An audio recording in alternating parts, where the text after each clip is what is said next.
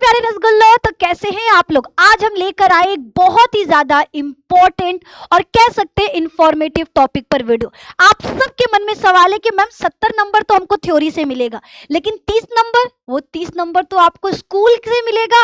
और स्कूल वाले कब देंगे? जब आप प्रैक्टिकल की फाइल कंप्लीट करोगे, प्रैक्टिकल अच्छे से करोगे। तो अब सवाल, मैम प्रैक्टिकल ये क्या होता है? प्रैक्टिकल की कॉपी बनाना जरूरी है?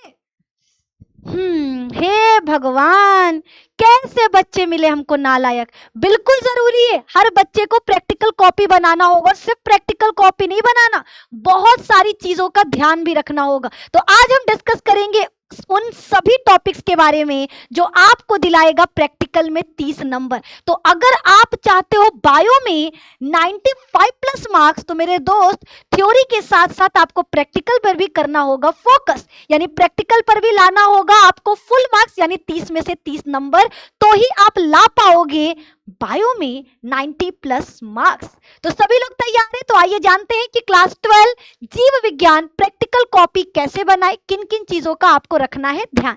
तो सबसे पहले बच्चा अगर बात करें क्या होगा हमारा कि कवर पेज। देखो हम लोग कॉपी तो खरीद लेते हैं, आप दुकान से गए, कॉपी खरीद कर लाए और लिखे, छापे और दे दिए। अब ऐसा करने वाला बच्चा कभी भी प्रैक्टिकल में 30 में से 30 नंबर नहीं ला सकता।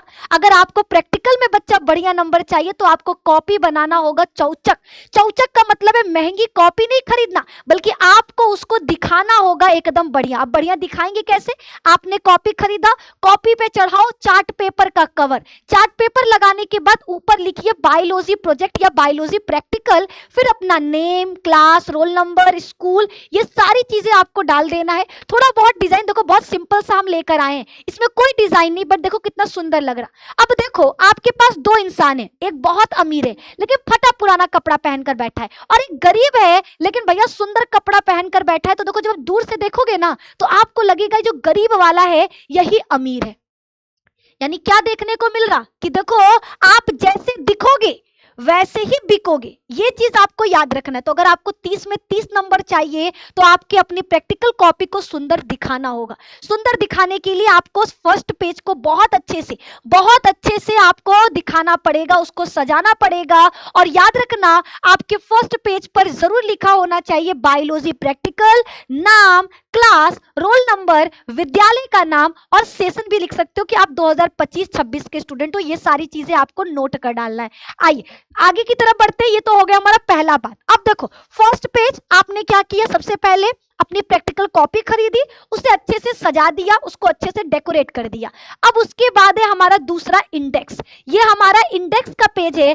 कुछ बच्चे क्या करते, इसको छोड़ देते, ये गलती आपको नहीं करना है। ये गलती बच्चा आपको नहीं करना है, अपने हाथों का इस्तेमाल करना। इंडेक्स को बहुत अच्छे से आपको फिल करना होगा। जैसे जो एस नंबर, इसको सीरियल नंबर कहते हैं, वहां पर आपको 1 2 जितने भी टोटल 10 आपको करने पड़ेंगे, 10 को लिख देना है, 1 2 3 4 जितने भी हैं आपके, ठीक है। आपको डेट लिखना है, वो आपने कब लिखा या वो प्रैक्टिकल कब करवाया गया था।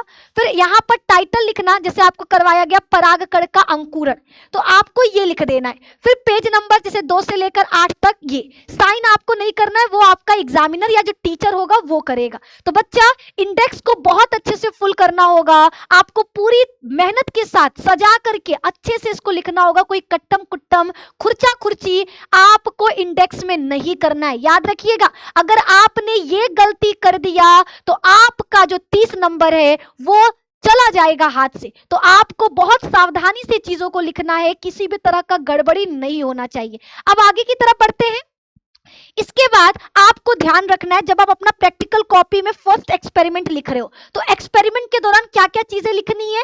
उद्देश्य लिखना है सबसे पहले, फिर सिद्धांत लिखना है, फिर सामग्री लिखना है, फिर प्रक्रिया लिखना है, देन आपका लास्ट में आएगा निष्कर्ष और आपका डायग्राम, ठीक है। आप कोई भी एक्सपेरिमेंट लिखोगे तो उसमें क्या क्या चीजें होनी चाहिए, उद्देश्य होना चाहिए, सिद्धांत होना चाहिए, सामग्री होना चाहिए, प्रक्रिया होनी चाहिए, निष्कर्ष होना चाहिए, और उस एक्सपेरिमेंट से रिलेटेड डायग्राम डायग्राम होना चाहिए। आपके प्रैक्टिकल फाइल में ये सारी चीजें एक एक्सपेरिमेंट के अंदर होनी चाहिए। अगर आप ये नहीं लिख रहे हो तो बच्चा तुरंत लिखना स्टार्ट करो, आपका वो एक्सपेरिमेंट अधूरा होगा अगर इनमें से एक भी हेडिंग को आप अगर छोड़ रहे हो तो। ठीक है, तो आपको ये सारी चीजें लिखनी होंगी, डायग्राम को बढ़िया तरीके से आपको बनाना होगा मेरे दोस्त, ध्यान रखना। अब देखो आपके पास दो तरह का पेज होगा, एक पेज तो ऐसा होगा रूलर वाला जिसपे आप लिखोगे, और सामने होगा आपके पास प्रॉपर व्हाइट पेज। तो देखो डायग्राम आपको इस पेज पे नहीं बनाना, डायग्राम आपको हमेशा सामने वाले पेज पे बनाना है, इस पेज पे आपको लिखना है। बहुत ज्यादा सजाने की जरूरत नहीं है, अगर आप सजा सकते हो तो बहुत अच्छी बात है, वरना आप सिंपल सा भी लिख सकते हो। लेकिन प्रयोग संख्या 1, प्रयोग संख्या 2, जितने भी आपके प्रयोग स्कूल में करवाए होंगे उन प्रयोग को नंबर वाइज आपको लिखना है। काले और नीले पेन, या दिमाग में एक चीज डाल लेना, आपको जेल पेन, स्केच पेन इनका इस्तेमाल नहीं करना, केवल और केवल काला और नीला पेन और पेंसिल का इस्तेमाल करना है। ठीक है, डायग्राम आपको व्हाइट वाले पेज पे बनाना है और रूलर वाले पेज पे आपको अपने सारे के सारे प्रयोग को लिखना है, एक्सपेरिमेंट को लिखना है, उसमें उद्देश्य, निष्कर्ष, सिद्धांत, ये सारी चीजें आनी चाहिए। ये सारी चीजें आपके एक एक्सपेरिमेंट के अंदर आना चाहिए। देखो इस तरह से आपको दो पेज मिलेगा, इस पेज पे आपको डायग्राम बनाना है और इस पेज पे आपको चीजों को लिखना है। ठीक है, ये बच्चा आप लोगों को याद रखना है। चलो आगे की तरफ बढ़ते हैं। अब प्रयोग लिखने का तरीका क्या है? ठीक है, किसी भी एक्सपेरिमेंट को लिखने के क्या क्या तरीके हैं, तो देखो हमने सबसे पहले बोला इस पेज पे आपका होगा डायग्राम, जैसे ये डायग्राम बना हुआ है, और इस पेज पे आपको अपनी चीजों को लिखना है, अपने एक्सपेरिमेंट को लिखना है कि क्या क्या कराया गया, क्या क्या सामग्री लगा, क्या उद्देश्य था, क्या आपका सिद्धांत था, क्या निष्कर्ष निकला, वो सारी चीजें आपको एक पेज में, 1 से 1.5 पेज में भी जा सकता है, 2 पेज भी लग सकता है, तो आप लगाओ, आराम से लिखो। लेकिन डायग्राम हमेशा क्या करना है, जहां पर प्रयोग संख्या 1 स्टार्ट कर रहे हो उसके ही सामने वाले पेज पर आपको डायग्राम लिख देना है। काला और नीला पेन के अलावा आपको किसी भी तरह के कलरफुल पेन का इस्तेमाल नहीं करना। ये चीज डाल लेना कि काला पेन और नीला पेन के अलावा आपको किसी का इस्तेमाल नहीं करना। हाँ, स्केच पेन से आप हेडिंग डाल सकते हो, बाकी कंटेंट लिखने के लिए आपको नीले पेन का इस्तेमाल करना है। डायग्राम हमेशा आपको पेंसिल से बनाना है। हाँ, नेमिंग करने के लिए आप स्केच पेन का इस्तेमाल कर सकते हो, लेकिन डायग्राम कभी भी आपको पेन से या किसी भी तरह की स्केच पेन से नहीं बना। डायग्राम हमेशा बनेगा तो सिर्फ और सिर्फ आपके पेंसिल से बनेगा, है ना। नेमिंग के लिए आप स्केच पेन का इस्तेमाल कर लेना। ठीक है, अब जहां पर डायग्राम बना लिए ना, तो डायग्राम की चारों तरफ एक बॉर्डर बना देना। फॉर एग्जांपल आपको हम एग्जांपल से समझा दे, मान लो हमने यहां पर एक डायग्राम बनाया, ये हमारी परागकण की संरचना है ना, ये हमारा क्या है बच्चा, परागकण का संरचना है कुछ इस तरह से। तो देखो जैसे ही डायग्राम बन जाएगा, आपको स्केल की मदद से, हाथ से नहीं बनाना है कि ऐसे खींच खाच के बना दिए, ये अच्छा नहीं लग रहा। आपको क्या करना है मेरे दोस्त, पेंसिल का इस्तेमाल करना है। ठीक है, पेंसिल से डायग्राम बनाओ और फिर आपको एक स्केच पेन से मेरे दोस्त लिखना। अरे